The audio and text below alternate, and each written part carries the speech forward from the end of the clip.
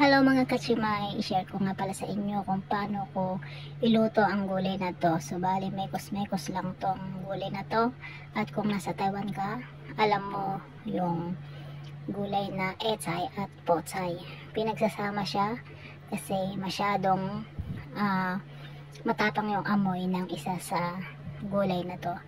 So kailangan siyang samahan ng isang gulay pa. So, ayan na nga ang ginawa ko at hinugasan ko na yan guys. Then, sangkot siya ako ng bawang at sinet aside ko. Then, yung pinagsangkot siya ng bawang at dyan ko na rin nilagay yung gulay.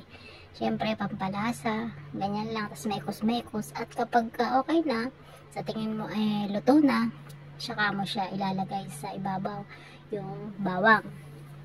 Ganyan lang siya guys. So, thank you for watching.